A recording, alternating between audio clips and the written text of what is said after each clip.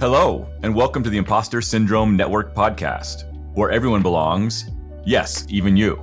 My name is Chris Grundeman, and I'm here with my co-host, Zoe Rose. Hey. This is the Jayson E Street episode, and wow, you're in for a treat. Jayson is a hacker, an author, and the VP of InfoSec at Sphere NY, to name a few. Jayson, we're stoked to have you here. Do you want to introduce yourself to the network? Yeah, I think I hate talking about myself. So usually it's like the bio includes just like 3 words. I'm a hacker, I'm a helper, and I'm human. That's it. Those are my designations. It's like, that is how I identify as. Awesome. I love it. To go a little bit deeper than that, just to kind of help people understand, what does a VP of InfoSec do? Maybe, what's that job mean? What do you do in 60 seconds or less? Oh, that's the worst thing. This job is not the title. I don't do anything that remotely looks like a VP of Information Security for this job. It is, and it's way more than 60 seconds to fully explain how craptastic that is. I just give talks and I do training, and I occasionally rob banks or other enterprises for people to help them better understand and prepare for when someone actually tries to rob them for reals. But I rob them in a very educational manner. Educational robberies. I dig it. Yes, it's like if National Geographic did an episode on their series Breakthrough Season 2, Episode 2 on cyber terror, and it was literally me robbing banks in Beirut, Lebanon, and it showed how I actually do those things and then educate the people afterwards. It didn't focus too much on that, but it did show a little bit of it, which was good. Wow, that's cool. So that's really curious, right? I mean, I think that folks would love to know, what's the path that leads you to a place where you are a professional bank robber, but it's educational and not criminal? I think that my path, I'm a high school dropout who used to live behind a dumpster. So I used to be homeless, and I've come from very my childhood was against the Geneva Conventions. But one of the things I learned, it's like I was a janitor for 2 years at McDonald's. That was like my first career move, was where I actually a long running job that was like legit with current paychecks. And I was one of the best effing janitors at McDonald's, so much that we won the cleanest restaurant in the Southeast Texas region for 2 years in a row. I never wanted to always stay a janitor. But if I'm going to do a job, you do it right, you do it the best way you can, and you do it to your best of your ability. And I think that's one of the things I learned from it, was that even though I didn't like all the stuff that I was doing, it didn't give me the excuse not to do it well, because that reflects on me, not them. And then I got into security because somehow I was broken in just the right way, where I wanted to make sure bad things didn't happen to bad people. I didn't want to be the bad person and do bad things like was done to me. I wanted to do the opposite and stop bad people from doing things. So I got into security, and I did that for quite a bit. And I was really good at it because I actually took it seriously. I didn't sleep on the job. I was like one of their troubleshooter agents by the end of it, because I would go to contracts where they were having problems and work there for a month or two to give people like really good service so they could feel better and unruffle feathers. Then I worked for 3 years on a gang task force as a supplemental officer. Got tired of getting shot at, literally, and gave my 2 weeks notice when slug went 2 inches from my right ear, basically. Left me a little dazed and unhappy. And my partner was 6 stitches, which was like my fault, but still. And then I would say I got into computers when I heard a commercial saying, hey, it's like, do you work on your people's computers? Do you like doing this? I'm like, yeah, I do all that. And I did a lot of GUI hacking. My hacking was just changing the way things looked on the OS. It's like, it's supposed to look like this. This is the way I want it to look. And I was like working with 311 at the time. I mean, my 311 work group manager looked like a magical battlefield where all the different icons were like fantasy characters or castles. And they were like the armies were fighting each other. So, you clicked on the unicorn for a calculator. It's like you clicked on the castle for, it's like the My Documents thing. So something like that. So I went and worked at a IT support company. And then in 2000, I'm old. So in 2000, I was told by Tim Smith, a wonderful man who changed my life at that point. And he said, hey, do you want to do information security, network security. And I was like, huh? I can do security and stop bad guys and keep working on computers and no one shoots on me? Yeah, please. It's like, I'll take that. And it's a vicious circle because, I started there thinking, yay, I don't have to get shot at anymore. And now I'm doing red teaming kind of things where it's like I'm robbing places where I might get shot. So it's just one of those things. But, I take the good with the bad. That's awesome. And along the way, you talk about being a hacker pretty openly. And I know you're also involved, at least in some way, with a group or a Twitter account that's hacking is not a crime. Right. I think that word hacker has definitely had its ups and downs, since the 80s and often carries a stigma with it. Maybe you can tell us a little bit about what a hacker is, why you're proud to be a hacker, and just a little bit more about that and maybe, demystify it for some folks who might still be scared of the dudes in hoodies. To break it down plainly as possible is everyone listening to this, and y'all self are included, we were all born hackers. This is one of the biggest, stupidest misconceptions in our industry is that, first of all, that hacking has to have computers involved in it. It's like hacking has nothing to do with computers. Hacking is basically what we were born with. And if you're wondering what that was, remember the last interaction you've had with a 3-year-old, because that was you too. That stage where you're going, why? Why is the sky blue? Why is that there? Why do we have to do it this way? Why do I have to have a bedtime at this point when I don't feel like this? Why do they look like that? Why does that person look like that? Why can't we do it this way and just make it this way? Why can't we go visit that castle up in the sky in the clouds and stuff? It's like that active imagination and that curiosity and that willingness to say, this is the way everything is told to me that it's supposed to be, but I want to make it different. And I would like to do something different. That is, in essence, what a hacker is. Now, our family and our educational structures are very good at grinding that out of us. But if you can manage to keep up and keep a spark of that through your educational period till you get into your 20s, well, then you can probably have a really good career in doing something that has that kind of creativity and that's asked for that kind of creativity. Being an artist, being a different kind of chef, creating aerodynamics and doing science. It's like, that's all hacking. Leonardo da Vinci was one of the greatest hackers in the world. It's like, because he was able to envision and use art into his way of thinking and his designs and also in his inventions. It's like the Mona Lisa is one of the crappiest examples of his work, but it was still around. The Last Supper of Christ doesn't exist anymore because it was a very great masterpiece, but it was not left and not tended carefully. It's like, so we don't understand that sometimes it's not the work that you see, it's the whole essence of the person that counts. And that's hacking. The person who created the 3D printed arms to give out to people. So instead of thousands of dollars, it's now this. The young man in Africa who was able to figure out by bicycling to another village so he could get internet to go on and research how to create windmills. So he could take that back to his village and created a very self-sustaining windmill infrastructure and company building these things. It's like, for people, that how can that not be hacking? Hedy Lamarr, one of the biggest insults, and I just recently said this too. Hedy Lamarr, one of the biggest insults ever given to this lady is the fact that we call her an actress first. Like that her beauty or something somehow defines who she is, which is a travesty based on the fact that it's because of her research and her innovations is the reason why we have Wi-Fi, Bluetooth, GPS. She helped the Navy with submarines. And you want to call that hacker an actress first? It's like, 'cause she could quote lines and she looked in a characteristic way that people with society was supposed to say was pleasing to the eye. Like that means something? No. Grace Hopper, Ada Lovelace, all these other hackers, and the lady who worked in a basement in the university because the school didn't want to give her funding, who created the mRNA breakthrough for the vaccines that we have now for COVID. An immigrant lady.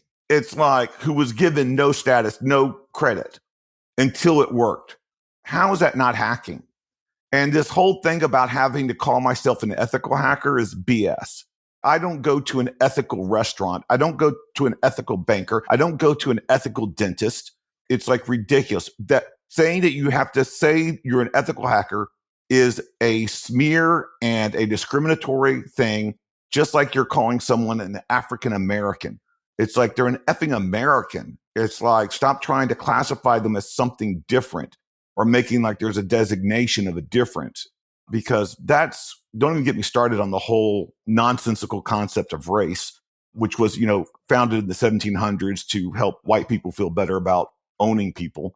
But the other thing we go into is black hats or white hats or all these other, my head's too fat to wear a hat to begin. It's like, I'm a hacker. I don't commit crimes. I'm not a criminal. If I have a banker that I go to every week to cash my check and handles my money and he works on my accounts, and then I find out later that she was arrested for embezzlement, and then I go to a new banker and I ask him, it's like, well, the last guy I had was arrested for embezzlement. So are you a black hat banker or a white hat banker? Because I don't want any dealing with the black hat banker, because I had dealing with them before and I didn't even realize they were black hats because who knew they looked so normal? It's like, no, it's stupid. So I think communications is a really, really interesting career. And through my security career, I've worked a lot with communications because, doing incident response, you've got to communicate effectively. Doing ethical hacking, or as you said, just hacking, you have to, make sure that everything's worded properly and you're selling the right thing and you're kind of explaining it better and properly. And one thing that I found really interesting is a man that I worked with years ago. He said, actually, let's rephrase it. Let's not define the career by the people doing things maliciously. Let's define it by the people doing it properly. You're a hacker. The other people are not hackers. They're cyber criminals. Right. If I get mugged with a guy with a gun, I don't automatically assume that they're a gun rights activist or an NRA member or a gunsmith who loaded the bullets themselves. No, they're using a tool to commit a crime. Computers make crime very easy to commit. Mm-hmm. And you can be lazier, which what criminals are. So they use the tools that they can get online to commit crimes with. That's an insult to hackers to call them hackers. What you just said is really interesting, is you can be lazy and do pre-created stuff. You can be lazy and do things the easy way. Oh my gosh. But here's the thing though, being in your career, I know you don't like speaking about how awesome you are, but you are pretty brilliant. And has there ever been a time where, and I imagine there has been, and I'm pretty sure you're going to say yes, because I think I've seen you talk on this very subject, but has there been a time that you're like, I'm not smart enough for this, or I'm just not good enough for this? And how do you get through that emotion? I tell people that this stuff is so easy, even I can do it. And I try to do the very basic stuff. You've heard of APT. We like to call it advanced persistent threats. What it really stands for is adequate phishing technique. But what I like to do is just BAD, basic adorable destruction.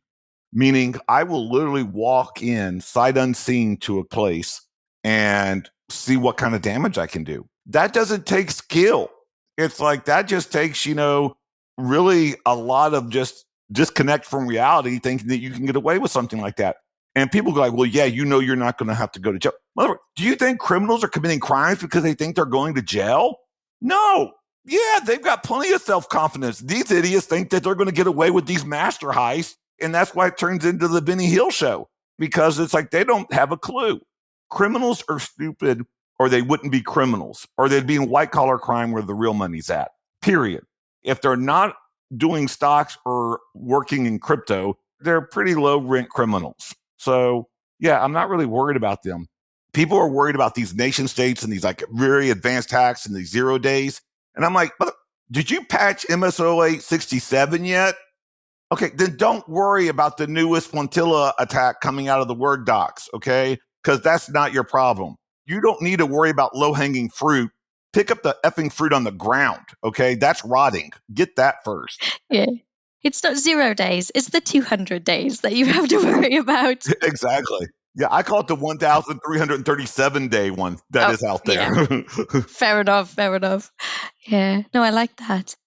Your career has been very interesting. Obviously, you started from a very scary place. You started from having nothing and then building your way up to having a really brilliant career. I mean, I've followed you on Twitter for I don't even know how long. And whilst we've planned to meet up many times and I keep moving, but it's always interesting to see it from that external view. But from the internal view, what's that like? Like, how do you plan for going where you are? No, I'm nobody. And this is one of the biggest things is that I'm always going to feel inadequate because I'm a high school dropout. It's like I don't have formal education. And now I've gotten through to a certain level. It's like all my friends are like super successful and super smart and doing all these really cool things. And I'm like, what do you do? It's like, yeah, I try to look adorable and break into places and rob them. Yeah, that's real technical. I always make sure that I pre-insult myself so it takes all the fun out of it for other people to do it when I know they're going to. People think I'm like self-deprecating or I got false humility. Like, no, I just understand I'm not that great. And when you figure that out, you can't come back at me going like, oh, look at you perpetrating a fraud, Jayson. You're just this nobody. And it's like you acting like you're somebody. Like, no, I never acted like I was somebody. That's on you. I told you straight up. I just recently did a job interview and I told the CEO, the very first thing I told him, I said, well, first of all, you need to know I'm a lousy employee. Okay. I suck at any kind of reporting. I suck at doing any kind of expense reports. I don't like to do the reports. I don't like to write things down. And I promise you, if you give me stuff that I don't like, you will see how bad I am very quickly. Give me the stuff that I'm passionate about and I'm amazing because I like it. But if I don't like it, that's on you.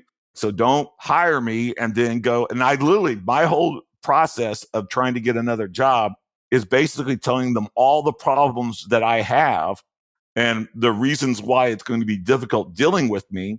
And I do also put in the caveat, it is very difficult to deal with me, but I go the extra mile to make sure that it's worth putting up with my crap. And that way, if they still hire me, they can't come back 3 minutes later, Jayson, like, well, yeah, Jayson, you were really serious about this. So yeah, I was. So don't get mad at me now. It's like, I told you up front, this was not a surprise to you.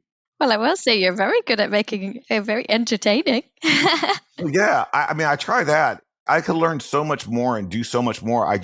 The way that my brain works and being on the spectrum and being with ADHD, it just gets so bad dealing with trying to deal with things that I don't find interesting. And I don't find programming interesting. I'm never going to be a programmer. All this stupid false gatekeeping in this industry that you have to learn programming. Screw that. I couldn't do Python's for Minecraft book. Okay. My youngest child was better at it than I was. That's not something that I'm ever going to be good at, but that doesn't make me less of a hacker. That doesn't make me less belonging here. I tell people it's like with gatekeeping, it's like, we're hackers. Jump the fence. It's like go under the fence, go around, knock the effing fence down. Why does the fence matter? And why does a gate have some kind of authority over us, especially the gatekeeper billowing about it? No, that is nothing to us. Realistically, I should not be where I'm at. Realistically, I shouldn't be here. If I let reality get in the way of me trying to accomplish something, I would never have been here. People need to start understanding that they have to have the audacity to go and understand that even though they don't think that they're worth it, they need to understand it doesn't matter if I don't think I'm worth it. No other mother better think I'm not worth it. I can do this because I want to prove it wrong. And I don't mind proving myself wrong, but no one else is going to get that luxury. That's just a me feature. Okay. It's like only I'm the one that's allowed to beat up myself. It's like I'm not letting anybody else take a punch. Yeah. And if they do, they only get one. They don't want to go up for round two. So I was raised a little bit different on the streets. It's like I try very hard now to be very adorable and very soft-spoken because back in the day, it was not like that. I liked the luxury of being just, sweet and like, hey, yeah, everything's cool. Everything's happy because it's like a much better place to be. And also, one of the things I wanted to address too, especially with people looking for careers and trying to find a career, is this thing that I still deal with, which I was dealing with just recently: fear. People have this horrible misconception about fear. Fear is supposed to tell us not to do something. And I'm like, what are you talking about? No, fear is telling you to be alert, to be aware that you're in unknown territory.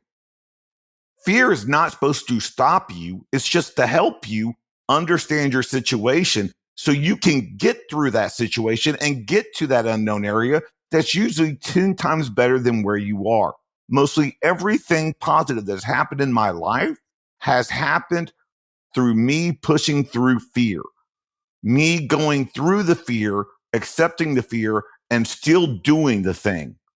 Jumping out of a plane. I literally, for 2 seconds, I was like, when I had to scoot to the edge of the plane, this open door, and then jump out, it's like well, they would push me, it would have been like, fine. But no, I have to actually make that willful move to like actually get to the gate. And so for 2 seconds, I was like, what am I doing? And then I was like, yes, I'm doing this.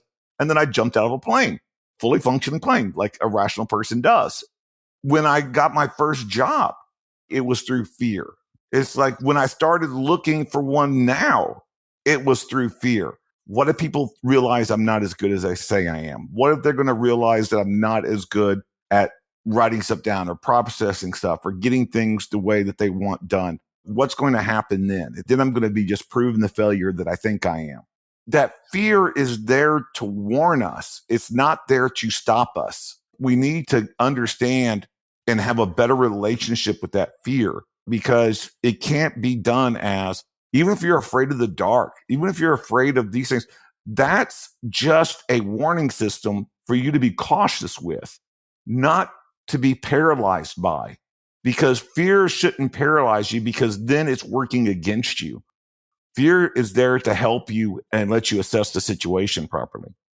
No, that's a really good point. And I think for me in my career, that was a big thing. I was raised to believe that mistakes were the end of the world. You can't make a mistake. It's a bad thing. And it took me a very long time, and it held me back a lot of the time, to realize actually mistakes are good because they help you learn. You know, when you're scared to do something, that's because maybe it's something you really want to do and you're scared of making that mistake. But that doesn't mean you shouldn't do it. And I found that now that I'm a bit further in my career, I feel a little bit more confident to allow myself to make those mistakes, allow myself to admit I don't know something, which is hard in a tech position. It's hard to say, I don't know that technology, you know? Oh, yes.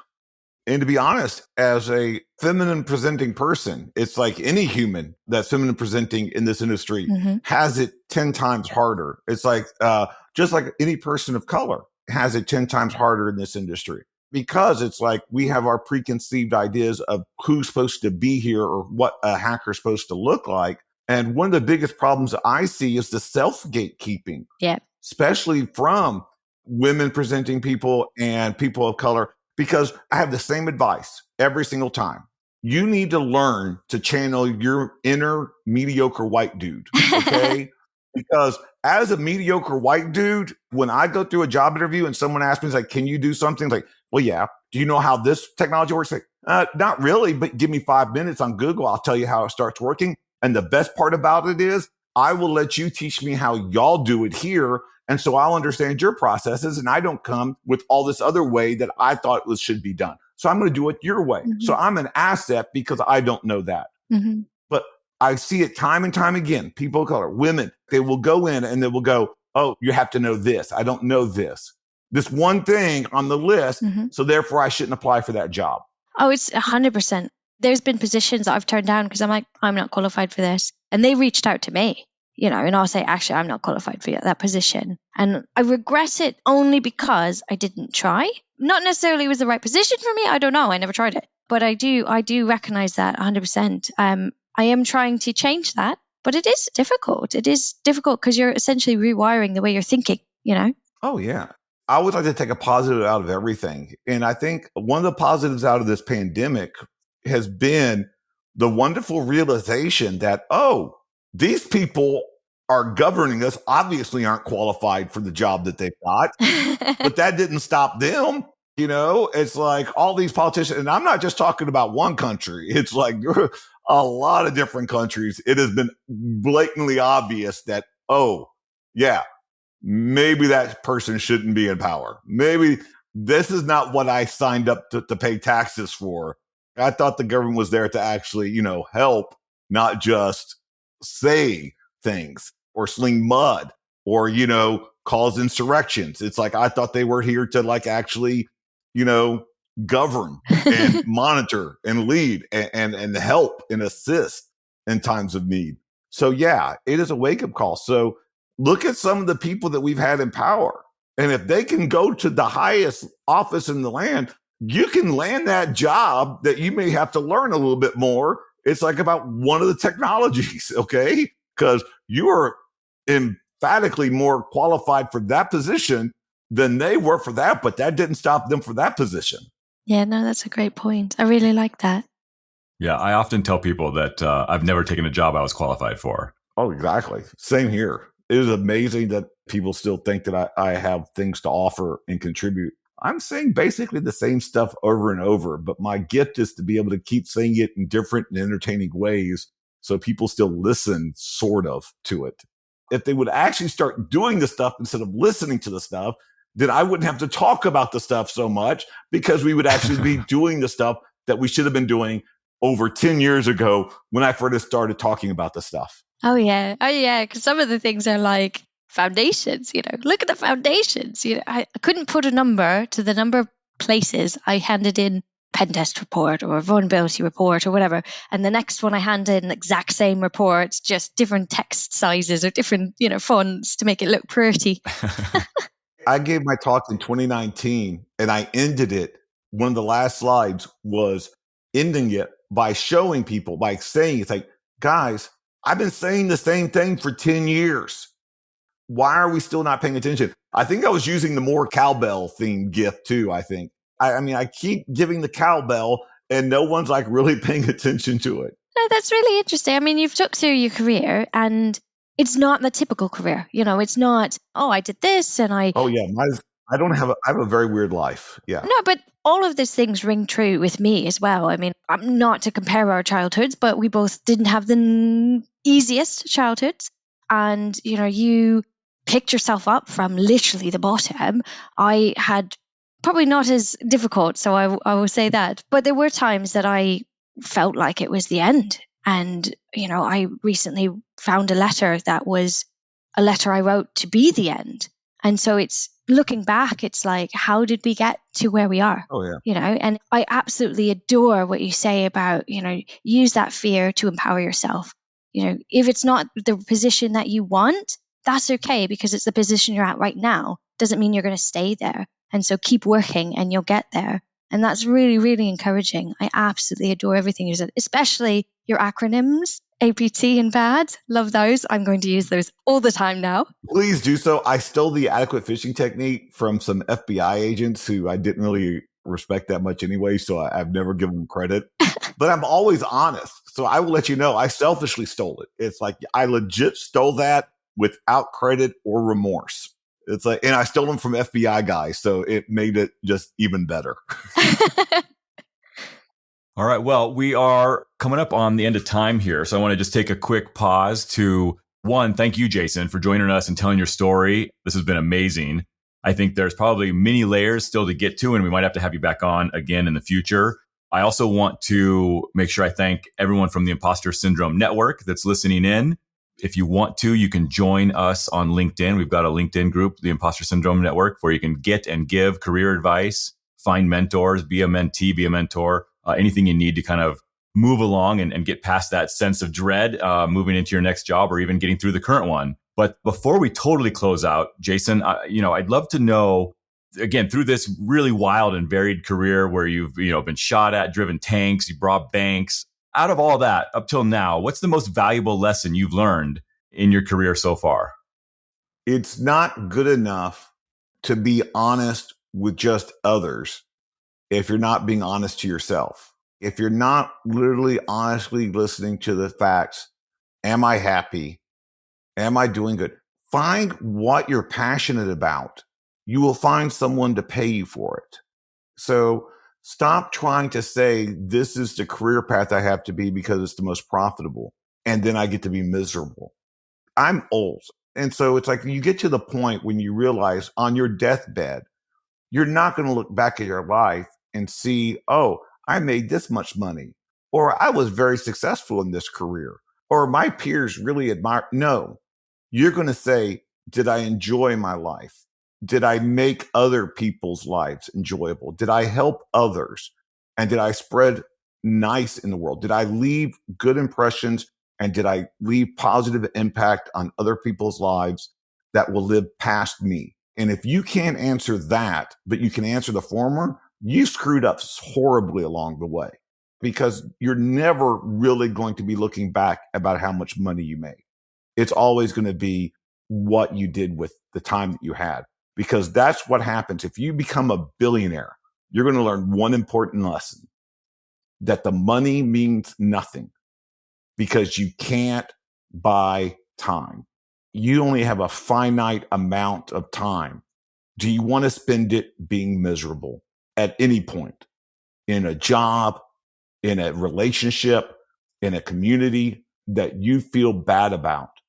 The answer should be no. You only have so much time and you don't know how much that is.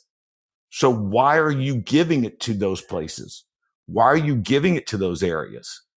It's like, why are you allowing yourself to take that away from you? The times where you're just dwelling and the times that you're just in a panic because you're upset and you don't know what's going on. Don't waste that time to yourself either. Use it to be making yourself happy. Even if you can't fully be happy in that moment, at least dedicate that time to not be, moping about it, but trying to do something actively to change that situation. And that's scary. And that is a lot of fear. But I guarantee you, from someone who has fought that fear, is worth getting past, because usually on the other side of that curtain of fear is some really nice places.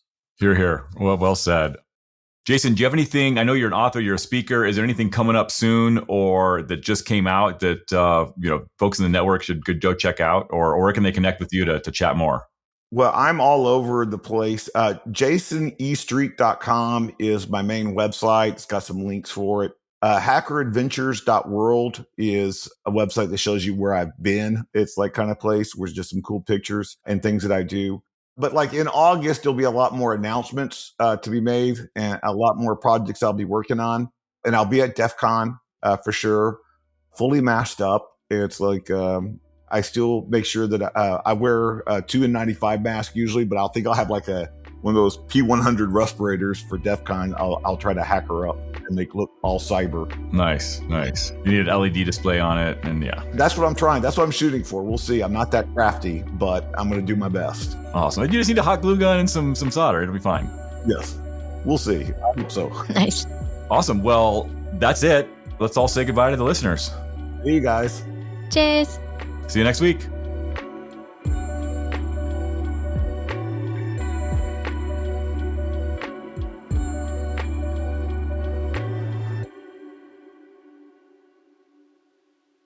It's coming in crystal clear. It's just a little bit quiet. No one's ever accused me of being quiet. So That's true. that's a new one.